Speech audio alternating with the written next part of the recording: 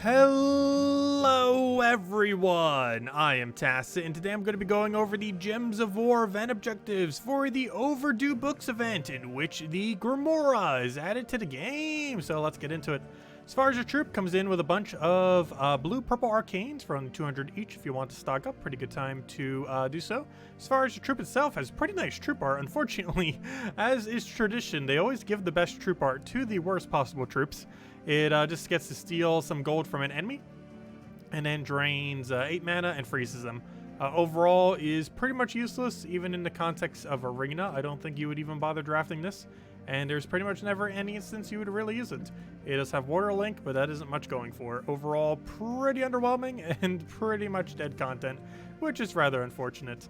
As far as other things, we got 10% to Glacial Peaks, as well as 10% to all Fae, which will be pretty useful for the event. If you want to use this useless troop, it does give you a little bit extra glory this week, so if nothing else, you can use it for a little bit of glory farming and just kind of put it with 3 troops in PvP and just quick kill over and over again. As far as the event key drop table, we have a okay drop table, probably worth skipping overall. It's everything that you see here with 5 exceptions. The 4 Mirrored Halls troops are, of course, not in the drop table. They're from Mirrored Halls faction, and the Doom of Ice is only from Blue Tower of Doom, whenever that will eventually happen in the next year. The event pretty much never happens these days, but whenever it does happen again, is when you'll be able to get that. But overall, nothing really too special in the drop table. There's like a few freeze options, though. Frostfire Keep has better burn freeze. It's basically just better than Queen Mab in most situations. So overall, definitely a week to skip on event keys. Nothing really you even need to get for utility purposes. It's pretty much just a straight up skip unless you just really want to get more troops in order to go and upgrade the kingdom. But aside from that, there is pretty much no reason to be spending event keys. It is definitely a very skippable week in that regard. Anyways, as far as the ward event, this is a little bit easier this time since we do have both skull damage and spell damage. Restrictions are a bit high as far as what we're able to use, though. Only blue Fae are able to be used. As far as the main options that you have underneath that, you have things like Glitter Claw if you want to go for the Fairy Fire route. You got Australis if you happen to have it. Nice enchant into a bunch of damage into extra turn. Rowan is probably going to be one of the main things that you end up using just because it's Rowan. Has really absurd damage, and the extra spell damage will indeed increase its damage. Just make sure it doesn't take damage, but you can end up doing that off a Dryad if you want to like barrier it with something cheap. Plus it feeds green back into it. And if you want to use the new Mythic, which is still in the drop table by the way, Glory Gem Guild VIP chest drop table for the next few days, all the way until the end of Thursday, all the way up until Friday reset time. You can still end up picking up Vernalis in Glory Gem Guild and VIP chest drop table. So if you're still considering that, he is available, and he can be used for this as well, as far as incorporating him into the event. Main reason you do it is, of course, for the Fairy Fire. If you don't want to do the Glitter Claw, it's a basically a higher rarity Glitter Claw alternative. And if you're using Rowan, you don't have to worry about being blocked off of Rowan, which is kind of nice, though definitely not required to do the event by any means. Overall, pretty weird one. As far as weapons, Aberral Crystal, which is also in Soulforge this week, probably one of your best options if you need something cheaper that you don't want to get a weapon for. Bronze Black Pistol is pretty nice, and a few kind of just nice staples like Dawnbringer, stuff like that. Pretty okay.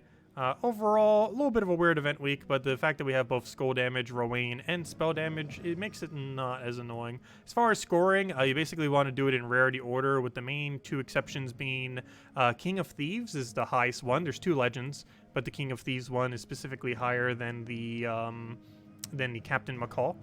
So you want to go over King of Thieves. If you have both the option of King of Thieves and Captain McCall, do King of Thieves first. And there's also an increased amount every single time that you do the same battle. So if we're in this particular instance, we see if you end up seeing like more Nobin Brothers than Brokers of Greed, you'd want to focus on more of one than the other. But basically just rarity order and try to take the same rooms as many times as you can, as every single time you take the same room, it'll end up increasing the amount of points that you get from taking that room. So overall, pretty much straightforward, rarity order, but focus on King of Thieves over Captain McCall, and you should be pretty much good to go on the event. Anyway, as far as other things that we got going on this week, this Tuesday, we got Mirrored Halls, of course. As of last week, the faction is now based on whatever the kingdom is, and of course it's a Glacial Peaks week, so that is the Glacial Peaks faction. So that has synergy now, so same as pretty much going forward, that will now be the case. Wednesday, we have the Glacial Peaks pet for Glacial Peaks bonus. Thursday, we have Frostmage hero class, which is a pretty good hero class, used primarily for Guild Wars, which kind of just got over with since we just had it last week. But still, nonetheless, got the event for it and get a little bit more leveled and all that. And then Friday, we're going to be getting a new faction, specifically for Pride Lands. Unfortunately, I won't be able to cover it because I'm actually leaving on Friday, and we'll be gone for about 10 days. Thursday night will be our last stream until the 20th, so we're going on a little bit of a break there. So do be mindful of that. But yeah, we're getting the new faction on Friday. It'll be associated to Pride Lands. We'll have a bunch more information probably on Thursday night, kind of going over it as much as we can. But basically, it seems like it's coming in with some red-purple storm. And overall, most of the troops from it doesn't seem too bad overall. Seems like it actually has some potential. And doesn't seem like it's going to be a super annoying faction. So that's a plus. There's some really annoying ones out there, to say the least. Anyways, as far as Soulforge, there are quite a few things that are in the Soulforge that are like kind of worth crafting, but probably not worth crafting. Like every single mythic available right now is theoretically okay, but also probably worth skipping. Infernus, really good early game option, best burner in the game, not counting Zugoff. Really well rounded in literally everything. However, it doesn't excel at any one particular thing. It falls off quite heavily later in the game. However, as you're progressing through the game, it basically does everything you would ever need. So it is a good mythic to consider as one of your first few mythics, though it does fall off over time. Megavore is mostly used for its 4x armor tier, still the only thing in the entire game capable of doing this. Also has a small insta-kill off its final trait, though it's mostly used for its 4x armor tier. Very situational, but there are situations where it is used. Pharaoh Nefertania, this is the second time it's been available. Main reason this is somewhat relevant, even though it's a mostly useless troop, is it is the Season 2 mythic that ended up coming in. So if you didn't end up getting that by buying the Season Pass, this is the second time it has ever been available in Soulforge, so it may be worth considering if you're just getting it for completionist purposes and you were not, if you were playing free-to-play and want to get it that way. And aside from that, the Archdiva is also available. I believe this is the first time Archdiva has rotated into Soulforge. This was one that came a couple months ago, and basically it's a bunch of buff and gives full mana to a single ally. As more and more good mythics come into the game, this could potentially become better and better over time, especially if we keep getting more divine and good divine and human mythics. Though we don't really have any good human mythics, do we?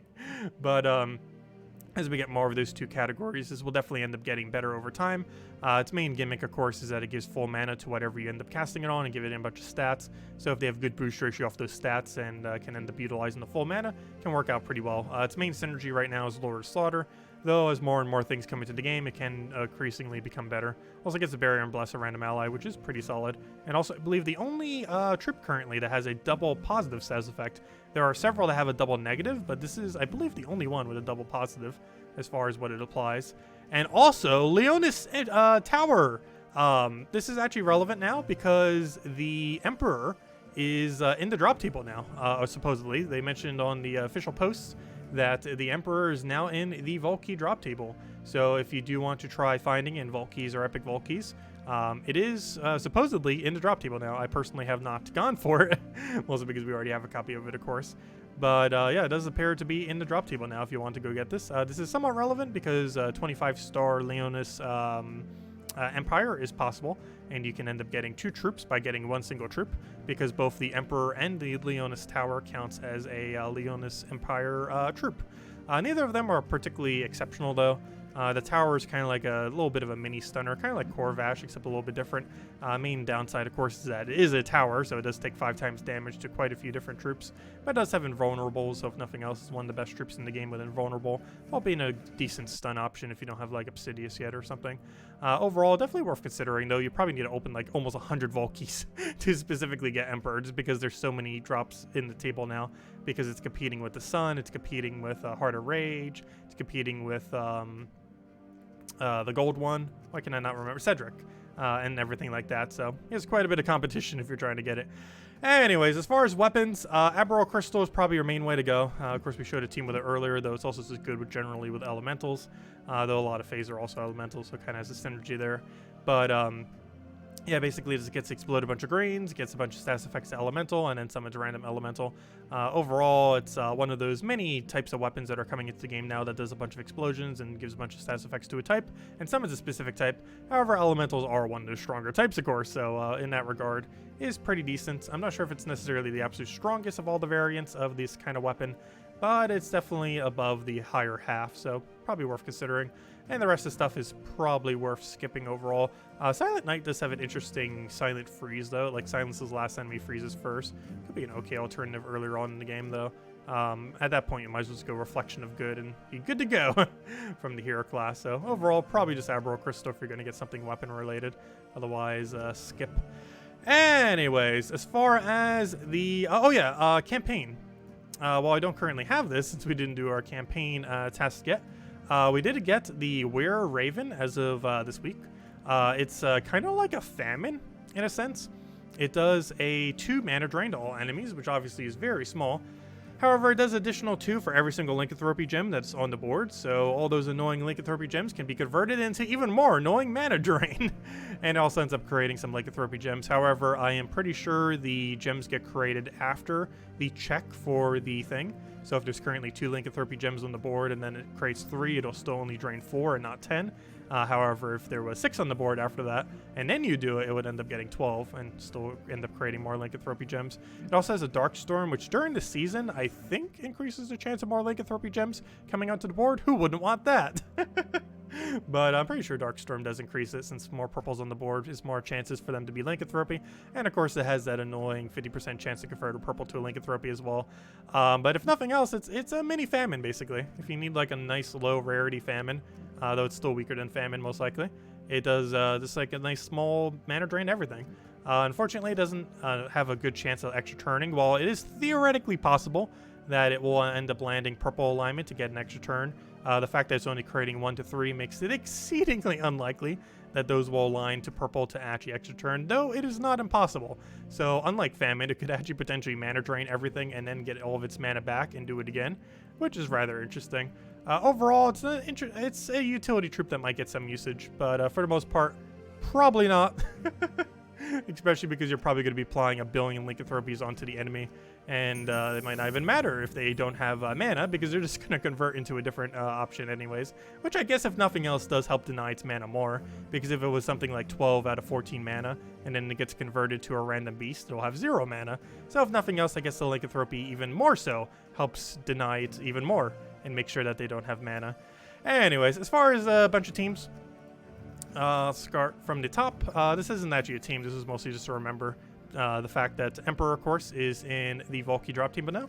And if you get Emperor, you can get Leonis Tower, assuming you have the resources to also get it. Though, of course, the main thing really stopping you from getting Tower is owning a single copy of the Emperor. Also, do keep in mind, when you do craft a Tower, you can craft infinite with 1 single Emperor. It does not consume the Emperor when you craft Leonis Tower, so having a single one allows you to craft as many towers as you want, as you can see by the other person using 2 towers. What, do we have to kill towers for the event? It'd be kind of funny if we do. I don't think we would.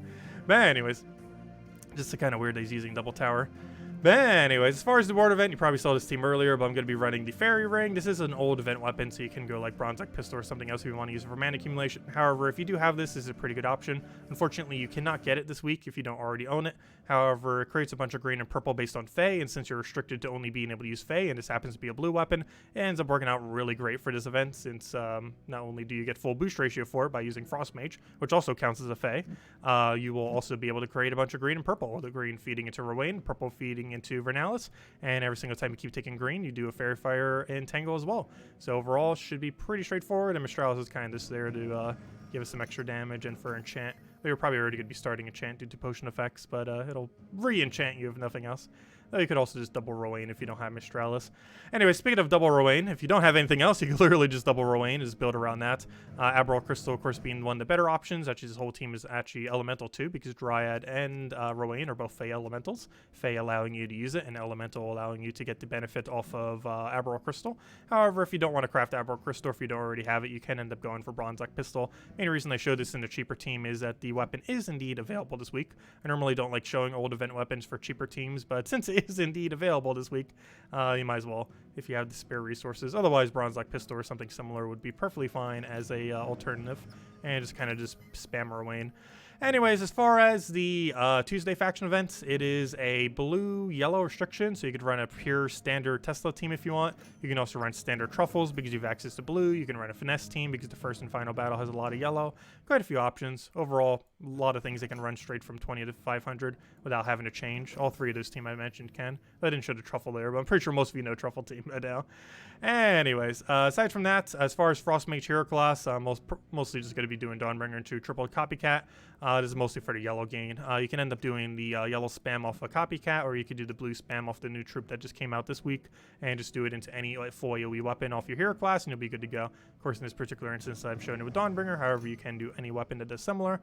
And aside from that, since I won't be here this Friday, I figured I'd mention something for the faction that you could run the entire time, which of course is just another Tesla team. You're restricted to red-purple, so of course you can run Zugoff and stuff like that. However, one of the most noteworthy things that you can't run is a Iron Gut, so you do have to get a little bit more creative since the very strong auto win later option isn't really available. But Tesla can run the entire time, runs pretty similarly. You can just do Thrall for the mana accumulation, or Ski Shield for the armor gain, and Tesla to absolutely decimate everything. And that's pretty much the premise. And if you don't have a second Tesla, you can just do another support option. Do keep in mind you can't do Holy Saint Astra because it is a red-purple restriction for this Friday. So when you end up doing it for the weekend-related one, you will have to do a other mana accumulator, either Thrall or Leprechaun or Angry Mob or whatever else you might want to put there in order to do the mana accumulation that you end up needing. But anyways, guys, that'll wrap it up for this video. If you still have any other questions, feel free to leave it in the comment section below. Of course, we'll still be streaming tonight, going over all the tasks at 8 p.m. Eastern Standard Time. And we will be up till Thursday, which will be our final stream for about 10 days or so. And then we'll be back on the 20th. During that time, I will pretty much have no videos going up, except I will probably try to get next week's Monday video up. But aside, since that is kind of tradition to always get those up. But aside from that, pretty sure we won't be able to do anything else. We obviously won't be streaming or anything else, and won't really be back till the 20th. So do be mindful of that. But anyways, guys, hope you all have a wonderful week. If you still have any other questions, feel free to leave it in the comment section below, and I'll catch all of you guys later. Thank you all so much for watching. Goodbye, everyone.